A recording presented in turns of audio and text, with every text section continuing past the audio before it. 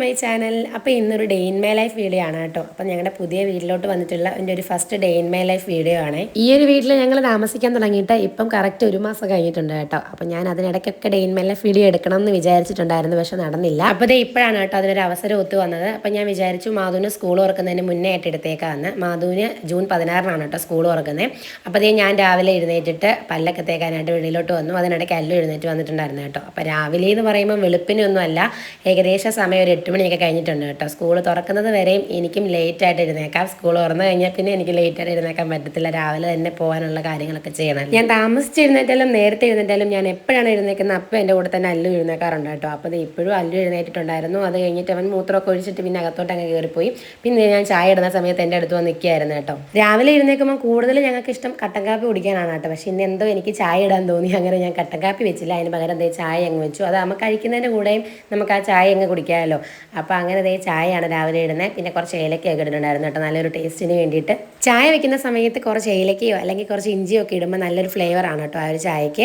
അപ്പോൾ എനിക്ക് കുറച്ചുകൂടി ഇഷ്ടം ഏലക്ക ഇടുന്നതാണ് കേട്ടോ. അപ്പോൾ ഏലക്കൊക്കെ ഇട്ട് ചായയൊക്കെ റെഡിയാക്കി വെച്ചിട്ടുണ്ട്. അത് കഴിഞ്ഞിട്ട് ഞാൻ ബ്രേക്ക്ഫാസ്റ്റിൻ്റെ കാര്യങ്ങളൊക്കെ നോക്കി. അപ്പോൾ തലേ ദിവസം തന്നെ കുറച്ച് കടല വെള്ളത്തിലിട്ട് വെച്ചിട്ടുണ്ടായിരുന്നേ. അപ്പോൾ രാവിലെ അതെല്ലാം കഴുകിയിട്ട് കടല അങ്ങ് ആദ്യം വേവിക്കാനായിട്ട് അങ്ങ് വെച്ചു. സാധാരണഗതിയിൽ ഇഡലിയോ ദോശയൊക്കെ ഉണ്ടാക്കുവാണെങ്കിൽ ഒന്നെങ്കിൽ സാമ്പാറോ അല്ലെങ്കിൽ ചമ്മന്തി, അതാണ് ഞങ്ങളിവിടെ മെയിനായിട്ട് ഉണ്ടാക്കാറ്. പക്ഷേ ഇന്ന് ഞാനൊരു വെറൈറ്റിക്ക് ഇഡലിയുടെ കൂട്ടത്തിൽ നമ്മൾ കടലക്കറിയാണ് കേട്ടോ വയ്ക്കുന്നത്. അപ്പോൾ കടലക്കറിക്ക് വേണ്ടിയിട്ട് ആദ്യം കുറച്ച് കടലയൊക്കെ ഇട്ടിട്ട് അതിനകത്തേക്ക് ഒരു സവോള ഞാൻ അരിഞ്ഞിടുന്നുണ്ട് കേട്ടോ. അപ്പോൾ ഒരു സവോള ഇട്ടിട്ട് പിന്നെ കുറച്ച് ഉപ്പും മഞ്ഞപ്പൊടിയൊക്കെ ഇട്ട് കടല ആദ്യം വേവിച്ച് വെക്കും. പിന്നെ അത് കഴിഞ്ഞിട്ടാണ് കേട്ടോ സവോളയൊക്കെ നമ്മൾ വഴറ്റിയിടുന്നത്. ഓരോ പ്രാവശ്യവും ഞാൻ കടലക്കറി വെക്കുമ്പം ഓരോ രീതിയിലാണ് കേട്ടോ വെക്കാറ്. ചില സമയങ്ങളിൽ തേങ്ങ അരച്ചിട്ട് കടലക്കറി വെക്കും, ചില സമയത്ത് വറുത്തരച്ച് കടലക്കറി വെക്കും. അങ്ങനെ പല പല രീതിയിലായിരിക്കും വെക്കുന്നത്. ഇപ്പം ഞാൻ സാധാരണ രീതിയിൽ നമ്മൾ സാധാരണ എങ്ങനെയാണോ കടലക്കറി വെക്കുന്നത് അങ്ങനെയാണ് കേട്ടോ വെക്കുന്നത്.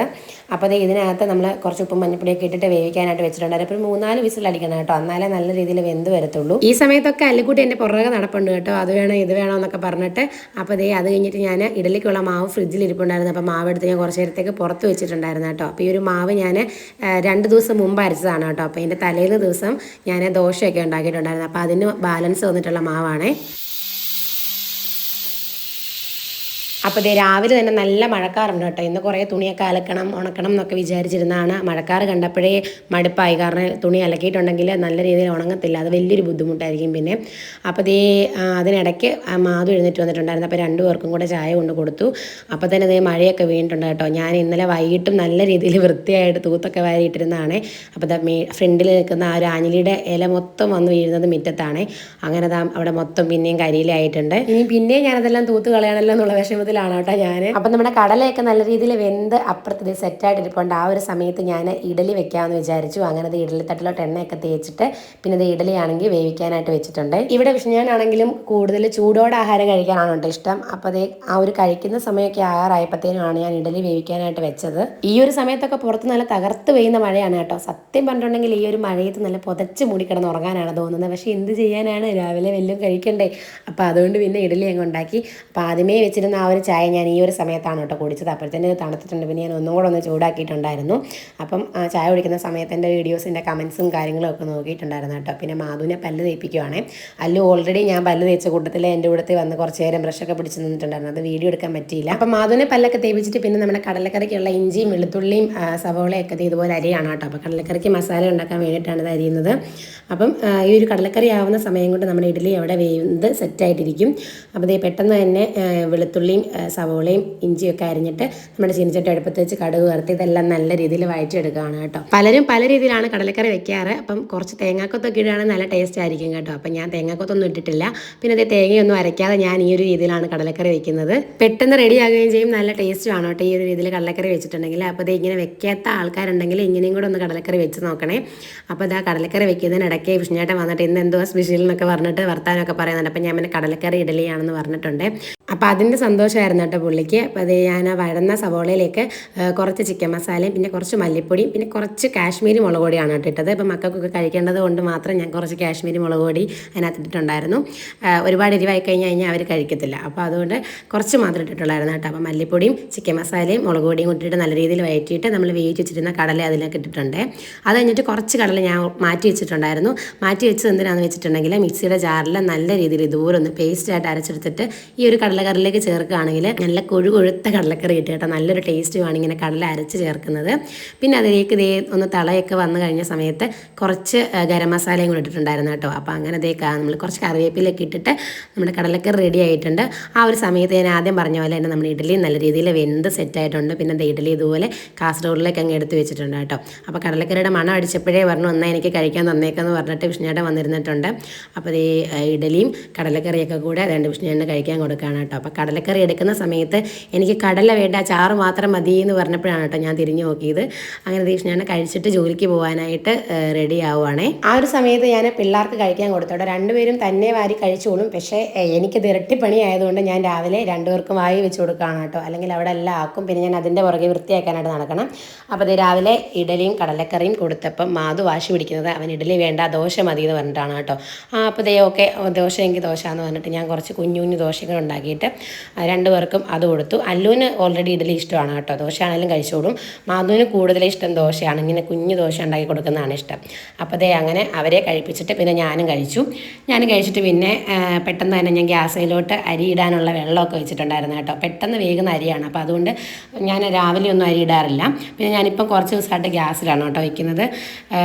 തീ കത്താനായിട്ട് അടുപ്പിൽ കുറച്ച് പാടാണ്. മഴയൊക്കെ ആയതുകൊണ്ട് വിറകൊക്കെ കത്തി വരാൻ കുറച്ച് പാടായതുകൊണ്ട് ഞാൻ ഗ്യാസിൽ പെട്ടെന്ന് വേകുന്ന അരി ആയതുകൊണ്ട് ഗ്യാസിൽ തന്നെയാണ് കേട്ടോ കുറച്ച് ദിവസമായിട്ട് ഇപ്പോൾ ചോറ് വയ്ക്കുന്നത്.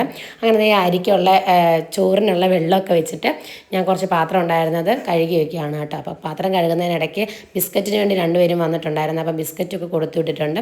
പിന്നെ നമ്മൾ ചാക്കരിയാണ് കേട്ടോ എടുക്കുന്നത്. അപ്പോൾ ആ ഒരു ചാക്കരിയിൽ കുറച്ച് നേരം ചൂടുവെള്ളം ഞാനൊന്ന് ഒഴിച്ച് വെക്കും കേട്ടോ. അപ്പോൾ അഴുക്കൊക്കെ ഒന്ന് പോകാനും ആ ഒരു മണമൊക്കെ ഒന്ന് മാറാനായിട്ട്. അങ്ങനെ ചാക്കരി ഒരു 3-4 പ്രാവശ്യം കഴുകിയിട്ടുണ്ടായിരുന്നു. അത് കഴിഞ്ഞിട്ട് നമ്മൾ അരി വേവിക്കാനായിട്ട് വെച്ചു. അപ്പോൾ അതിനിടയ്ക്ക് പിന്നെയും കുറച്ച് പാത്രങ്ങളൊക്കെ ഉണ്ടായിരുന്നു കഴുകാൻ. എത്ര കഴുകിയാലും തീരാത്തതാണല്ലോ പാത്രങ്ങൾ. അതുകൊണ്ട് ഒരുപാട് പാത്രങ്ങളുണ്ടായിരുന്നു കഴുകാൻ. ഞാൻ എനിക്ക് പറ്റുന്ന രീതിയിൽ ഞാൻ എടുക്കുന്ന പാത്രങ്ങൾ അപ്പം കഴുകി വെക്കും. എന്നാലും എപ്പോഴും കുറേ പാത്രങ്ങൾ കഴുകാൻ കാണും. പിന്നെ ഉച്ചക്കത്തേക്ക് കറിക്ക് ഞാൻ 2 ഉണക്കമീൻ എടുത്തിട്ടുണ്ട് കേട്ടോ. അപ്പോൾ ഉണക്കമീൻ ആദ്യം തന്നെ ഇതുപോലെ വെള്ളത്തിൽ നിട്ട് വെക്കുകയാണെങ്കിൽ അതിൻ്റെ തൊലിയൊക്കെ നല്ല രീതിയിൽ ഇളകി വരുമല്ലോ. അപ്പോൾ ഇപ്പോൾ കുറച്ച് ദിവസമായിട്ട് പച്ചമീനൊന്നും വാങ്ങിക്കാറില്ല. ആറ്റുമീനാണ് കേട്ടോ വാങ്ങിക്കുന്നത്. ഇവിടെ നല്ല ഫ്രഷ് ആയിട്ടുള്ള ആറ്റുമീൻ കിട്ടും കേട്ടോ. അപ്പോൾ അതായിരുന്നു കുറച്ച് ദിവസമായിട്ട് വാങ്ങിച്ചുകൊണ്ടിരുന്നത്. അപ്പോൾ നമ്മുടെ ഉണക്കമീൻ വെള്ളത്തിലിട്ട് കഴിഞ്ഞിട്ട് ഞാൻ കുറച്ച് ക്യാരറ്റ് ഉണ്ടായിരുന്നത് തോരൻ വെക്കാനായിട്ട് എടുത്തിട്ടുണ്ട് കേട്ടോ. അപ്പോൾ അതിൻ്റെ തൊലിയൊക്കെ നല്ല രീതിയിൽ കളഞ്ഞിട്ട് എളുപ്പത്തിൽ എങ്ങനെയാണ് ക്യാരറ്റ് തോരൻ അരിയുന്നതെന്ന് ഞാൻ കാണിച്ചു തരാം കേട്ടോ. അപ്പോൾ ഇതുപോലെ മിക്സിയുടെ ചെറിയ ജാർ എടുക്കുക. അതിലേക്ക് ചെറിയ രീതിയിൽ ഇതുപോലെ ക്യാരറ്റ് ഒന്ന് അരിഞ്ഞു കൊടുക്കുക. എന്നിട്ട് 1-2 പ്രാവശ്യം നമ്മൾ ചതയ്ക്കുന്ന രീതിയിൽ ഒന്ന് മിക്സി ഓണാക്കി കൊടുക്കുക കേട്ടോ. ഒത്തിരി അരഞ്ഞൊന്നും പോകരുത്. ജസ്റ്റ് ചതയ്ക്കുന്ന രീതിയിൽ മാത്രമേ ഒന്ന് മിക്സി ഓണാക്കി കൊടുക്കാവുള്ളൂ. അപ്പം നമ്മൾ എങ്ങനെയാണോ അരിഞ്ഞെടുക്കുന്നത് അതേപോലെ നല്ല കിഡിലനായിട്ട് നമ്മുടെ തോരന് വേണ്ടിയിട്ട് ക്യാരറ്റ് റെഡിയായി കിട്ടും. ക്യാരറ്റൊക്കെ ഇഷ്ടമുള്ള പിള്ളേർക്ക് സ്കൂളിലൊക്കെ പോകുന്ന സമയത്ത് നമ്മൾ മെനക്കെട്ട് ക്യാരറ്റ് കൊത്തിയിരുന്ന് അരിയണ്ട കേട്ടോ. അപ്പോൾ ഇതേപോലെ മിക്സിയിൽ ജാറിൽ വന്നിട്ട് അടിച്ചെടുത്ത് കഴിഞ്ഞാൽ നല്ല കിഡിലനായിട്ട് നമുക്ക് ക്യാരറ്റ് തോരന് വേണ്ടിയിട്ട് അരിഞ്ഞ് കിട്ടും.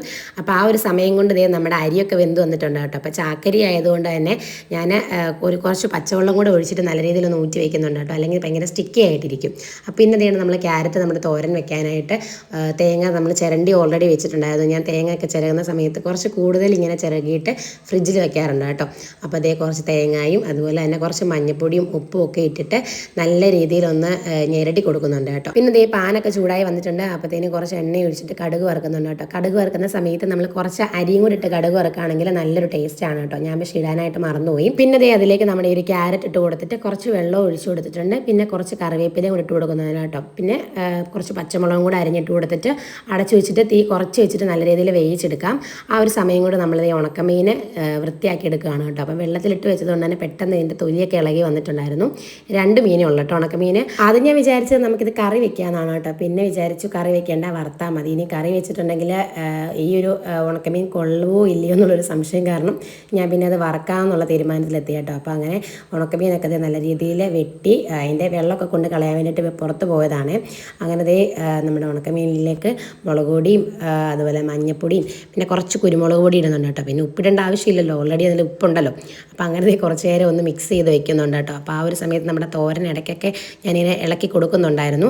പിന്നെ തോരൻ വെന്തപ്പത്തേനും നമ്മൾ തോരൻ്റെ ഗ്യാസൊക്കെ ഓഫ് ചെയ്തിട്ട് നമ്മൾ തോരനെ അവിടെ സൈഡിലോട്ട് മാറ്റി വെച്ചിട്ടുണ്ട് കേട്ടോ. അപ്പോഴേ ഈ വീഡിയോ കാണുന്ന ആർക്കെങ്കിലും ഈ ഒരു കാസ്റ്റ് അയണിൻ്റെ പാത്രങ്ങളൊക്കെ എങ്ങനെയാണ് നമ്മൾ പാചകം ചെയ്യാനായിട്ട് മിനുക്കി എടുക്കുന്നതെന്ന് അറിയാവുന്നുണ്ടെങ്കിൽ ഒന്ന് കമൻറ്റ് ചെയ്തേക്കണം കേട്ടോ.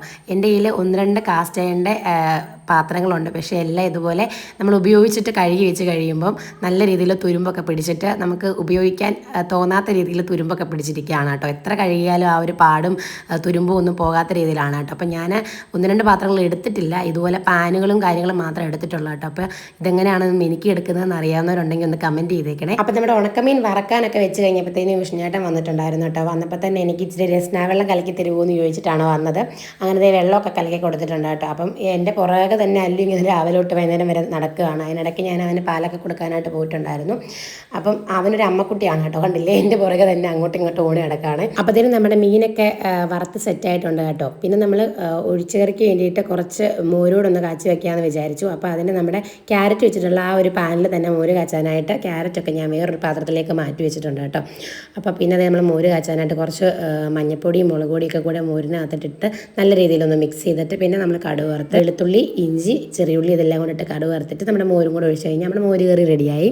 പിന്നെ അതേ നമ്മൾ കുടിക്കാനായിട്ട് വെള്ളം വെക്കുന്നുണ്ട് കേട്ടോ. അപ്പോൾ ഞാൻ നാരകത്തിൻ്റെ ഇലയിട്ടിട്ടാണ് കേട്ടോ വെള്ളം തിളപ്പിക്കുന്നത്. നല്ലൊരു മണവും ടേസ്റ്റും ഒക്കെയാണ് കേട്ടോ ഈ ഒരു നാരകത്തിൻ്റെ ഇല വെച്ചിട്ട് വെള്ളം തിളപ്പിക്കുന്നത്. അപ്പോൾ എല്ലാവർക്കും ഇവിടെ ഇഷ്ടമാണ്. അപ്പോൾ അതൊക്കെ കഴിഞ്ഞിട്ട് ഞാൻ എൻ്റെ മെയിൻ പരിപാടിയിലോട്ട് പോവുകയാണ് കേട്ടോ. അപ്പോൾ പിള്ളേരെ കുളിപ്പിക്കാമെന്ന് പറഞ്ഞു കഴിഞ്ഞാൽ ഞാൻ കുളിക്കുന്നതിന് തുല്യമാണ്. അവന്മാരുടെ ദേഹത്ത് ഒഴിക്കുന്ന വെള്ളം മൊത്തം എൻ്റെ ദേഹത്തായിരിക്കും കേട്ടോ വീഴുന്നത്. അപ്പോൾ ഇന്ന് രണ്ടുപേരെയും കുളിപ്പിക്കേണ്ട, ഒരാളെ മാത്രം കുളിപ്പിച്ചാൽ മതിയായിരുന്നു കേട്ടോ. മാധു സ്കൂൾ വറക്കുന്നത് പ്രമാണിച്ച് മുടിയൊക്കെ വെട്ടാനായിട്ട് അച്ഛനോട് പോയേക്കുവാണ്. പല്ലുവിൻ്റെ കണ്ണ് വെട്ടിച്ച് ഞങ്ങൾ കുളിക്കാൻ പോയ സമയത്താണ് മാധുവിനെയും കൊണ്ട് അച്ഛൻ പോയിട്ടുണ്ടായിരുന്നത്. അപ്പോൾ ആ ഒരു സമയത്ത് ഞാൻ അല്ലുവിനെ കുളിപ്പിച്ചിട്ട് പിന്നെ ചോറൊക്കെ കൊടുക്കുകയാണ് കേട്ടോ. അവൻ ആകെ ക്യാരറ്റ് തോരൻ മാത്രമാണ് ഇഷ്ടപ്പെട്ടത്. ചോറ് അങ്ങനെ കഴിക്കാറേ ഇല്ല. ആൾ പാലും കൂടെ കുടിക്കുന്നത് കാരണം ചോറ് കഴിപ്പ് തീരെ കുറവാണ് കേട്ടോ. പിന്നെ ഇത് ക്യാരറ്റ് തോരൻ ഇഷ്ടപ്പെട്ടതുകൊണ്ട് കുറച്ച് ക്യാരറ്റ് തോരനൊക്കെ മാത്രം കഴിച്ചു. പിന്നെ ആ ഒരു കൂട്ടത്തിൽ ഞാനും കൂടെ കഴിച്ചു കേട്ടോ. അപ്പോൾ എൻ്റെ ആ ഒരു പണിയും കഴിഞ്ഞു. അത് കഴിഞ്ഞിട്ട് പിന്നെ അവനെ ഉറക്കാനായിട്ട് കൊണ്ടുപോയി കേട്ടോ. അപ്പോൾ പാലൊക്കെ കൊടുത്തിട്ട് കിടത്തി ഉറക്കിയിട്ടുണ്ട്. കൈ പിടിച്ച കളിപ്പാട്ട് അതേപോലെ തന്നെ പിടിച്ചിട്ടാണ് കേട്ടോ കിടന്നുറങ്ങുന്നത്. അപ്പോൾ അവനെ ഉറക്കിക്കഴിഞ്ഞ് ഞാൻ നോക്കുമ്പോൾ ദേ രണ്ടുപേരും ഇവിടെ വന്നിട്ടുണ്ട്. വന്നപ്പോൾ തന്നെ മറിഞ്ഞടിച്ചൊന്ന് വീണു. അപ്പോൾ അതേ മുടിയൊക്കെ വെട്ടി സുന്ദരനായിട്ട് വന്നിട്ടുണ്ട് കേട്ടോ. ഐസ്ക്രീമൊക്കെ വാങ്ങിച്ചുകൊണ്ടാണ് വന്നിട്ടുള്ളത്. അച്ഛൻ ഓരോ സാധനങ്ങൾ വാങ്ങിച്ചു കൊടുക്കാൻ ഓഫർ ചെയ്തിട്ടാണ് കേട്ടോ മുടി വെട്ടാനായിട്ട് അടങ്ങി പുള്ളി ഇരുന്നത്. അപ്പോൾ ദേ വാങ്ങിച്ച സാധനത്തിന് വേണ്ടിയിട്ട് ഇങ്ങനെ നോക്കി നിൽക്കുകയാണ് കേട്ടോ. അപ്പം ഞാൻ മെയിലിലോട്ട് തുണി വിരിക്കാനായിട്ട് പോകാൻ തുടങ്ങിയപ്പോഴാണ് ഇവർ വന്നത്. അപ്പോൾ പിന്നെ എൻ്റെ കൂട്ടത്തിൽ അവനും തുണി വിരിക്കാൻ വരുന്നുണ്ടെന്ന് പറഞ്ഞിട്ട് പിന്നെ ഞങ്ങൾ രണ്ടുപേരോടാണ് കേട്ടോ തുണി വിരിക്കാൻ പോയത്.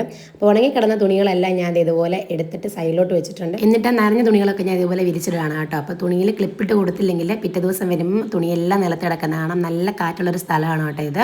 അപ്പോൾ ദേ വിഷ്ണുചേട്ടൻ മേളിലോട്ട് കയറി വന്നിട്ടുണ്ടായിരുന്നു. അപ്പോൾ കയ്യിലിരിക്കുന്നത് സോളാർ ലൈറ്റാണ് കേട്ടോ. അപ്പോൾ അത് ഫിറ്റ് ചെയ്യാൻ വേണ്ടിയിട്ട് നോക്കാനൊക്കെ ആയിട്ട് മേളിലോട്ട് കയറി വന്നതാണേ.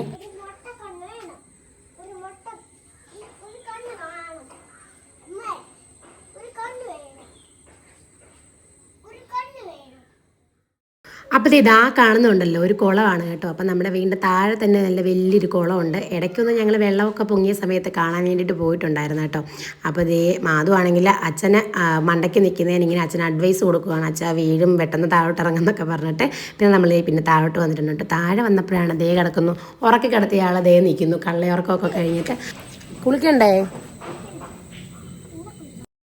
പെട്ടെന്ന് തന്നെ അല്ലു ഉണർന്ന് വന്നിട്ടുണ്ടായിരുന്നു കേട്ടോ. അപ്പം അതുകൊണ്ട് തന്നെ എനിക്ക് ഇനി അങ്ങോട്ടുള്ള വീഡിയോ എടുക്കാൻ പറ്റിയില്ല. അപ്പോൾ ഒരു വൈകുന്നേരം വരെയുള്ളൊരു ഡേ ഇൻ മൈ ലൈഫ് എനിക്ക് എടുക്കാൻ പറ്റിയിട്ടുണ്ടായിരുന്നുള്ളൂ കേട്ടോ. അപ്പോൾ ഇനിയും നമ്മൾ ഒരു full day in my life video ആയിട്ട് വരുന്നതായിരിക്കും. അപ്പം എൻ്റെ വീഡിയോ ഇഷ്ടപ്പെടുകയാണെങ്കിൽ ചാനലൊന്ന് സബ്സ്ക്രൈബ് ചെയ്ത് സപ്പോർട്ട് ചെയ്യാൻ മറക്കരുത്. അതേപോലെ തന്നെ ഇതുവരെ സപ്പോർട്ട് ചെയ്തവർക്ക് ഒരുപാട് നന്ദിയുണ്ട് കേട്ടോ. എൻ്റെ ഷോർട്സ് വീഡിയോ ഒക്കെ കണ്ടിട്ട് ഒരുപാട് പുതിയ സബ്സ്ക്രൈബേഴ്സ് എനിക്കിപ്പോൾ വന്നിട്ടുണ്ട്. അപ്പോൾ ദേ ഇവിടെയാണെങ്കിൽ നമ്മൾ സോളാർ ലൈറ്റ് ഫിറ്റ് ചെയ്ത തിരക്കിലാണ് കേട്ടോ. അപ്പോൾ അടുത്ത നല്ലൊരു വീഡിയോ ആയിട്ട് കാണുന്നത് വരെ ടാറ്റാ.